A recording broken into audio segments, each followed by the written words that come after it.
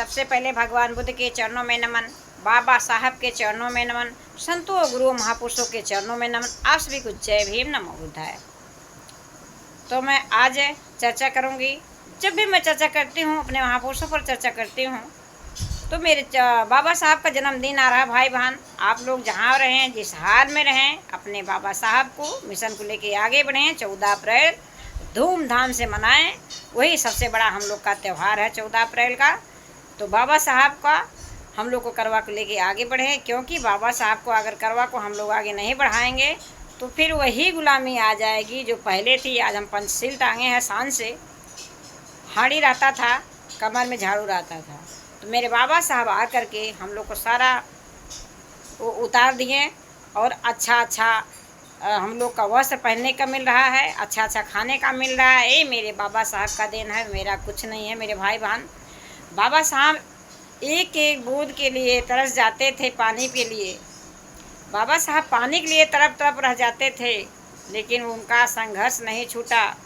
पढ़ाई को जारी रखें बाबा साहब। उनको यहाँ तक कि स्कूल में भी मना कर दिया गया कि स्कूल से बाहर बाबा साहब पढ़ सकते थे, और पढ़ रहे थे बाबा साहब। खिड़की के बाहर से बाबा साहब पढ़ पढ़ के अपना जो आज इतिहास बनाकर चला गए।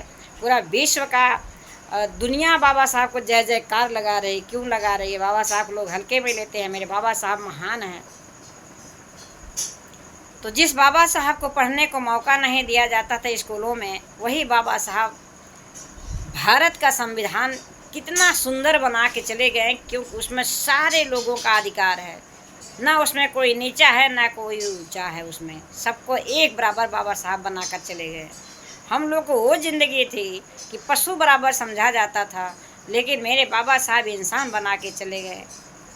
मेरे बाबा साहब इंसान बना के चले गए।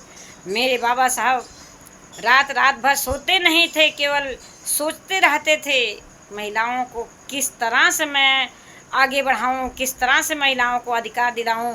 बाबा साहब जब उस समय पढ़ाई करते थे, बाबा साहब 24 घंटा में 18 घंटा बाबा साहब पढ़ाई करा करते थे। सोचिए भाई बहन, उस समय क्या समय था ना। आज हम लोग अच्छा लाइट है, बिजली है, फिर भी मेरा समझ नहीं पढ़ पा रहा है। बाबा साहब इतिहास उठा के आप लोग पढ़े और जाने समझे। जब तक हम लोग अपना इतिहास नहीं जान पाएंगे, तब तक जीवन में कुछ नहीं कर पाएंगे। ज़िंदगी भर अंधविश्वास में हम लोग भटके रह जाएंगे। जाके हम लोग पत्थर के आगे माथा पटकेंगे, वहाँ कुछ मिलने वाला नहीं है। अपना संविधान उठाकर पढ़िए, अपने माता पिता के आगे गिरिए, अपने माता पिता का चरण छुइए, बाबा साहब का और भगवान बुद्ध का धर्म का स्वीकार करिए। आपको कोई रोकने वाला नहीं है। आप खुद ही आगे बढ़ते जाएंगे। आप सोच ही नहीं सकते मैं कहाँ थी, मैं कहाँ से कहाँ आ गई। मेरे साथ अनुभव है। मैं भी बहुत अंधविश्वास में थी। जिस समय मैं अपने बाबा साहब का संघर्ष को समझने लगी, जिस समय मैं अपना इतिहास पढ़ने लगी, मेरे को पता चला, मेरी आंखों से आंसू आ गई। मैं कहाँ भटक रही थी। मेरे को लगता मैं कहाँ भटक रही थी, क्यों मैं भटक रही थी। मेरे को कोई बताने वाला नहीं था। मैं अपने आप से बाबा साहब का जो है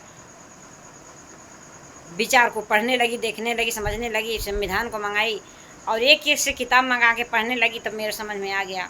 मेरे को कोई बताया ही नहीं कि आप बौद्ध धर्म अपना लीजिए।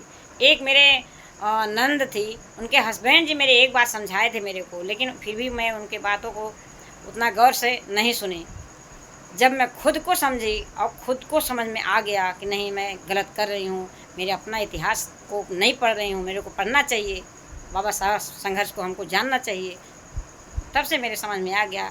और जो है दिमाग में बैठ गया कि नहीं, सबसे बड़ा सत्य क्या है हम लोग तो जान ही नहीं रहे हैं। तो इसी के साथ आप लोग से और क्या बताऊँ, आप लोग खुद समझदार हैं। और बस मैं यही कहूँगी, जहाँ भी रहे, जिस हाल में रहे, अपने महापुरुषों का संघर्षों के ना भूलें। अपने बाबा साहब और भगवान बुद्ध के बताए हुए मार्ग पर चले हम लोग। और बाबा साहब जाते जाते हम लोग को बौद्ध धर्म दिखा कर चले गए हैं, और बौद्ध धर्म में शांति का मार्ग है। भाई बहन, चल के तो देखिए एक बार। तो इसी के साथ आप सभी को जय भीम, नमो बुद्धाय। जहाँ रहें आप लोग 14 अप्रैल को धूम मचाइए भाई बहन, धूम मचाइए। लोग जाने समझें कि हाँ बाबा साहब क्या थे, और बाबा साहब क्या करके गए हैं उनका इतिहास हम लोग जयकारा लगाते हुए बताते जाएं, लोगों तक पहुँचाएं संदेशा। इसी के साथ जय भीम नमः बुद्धाय।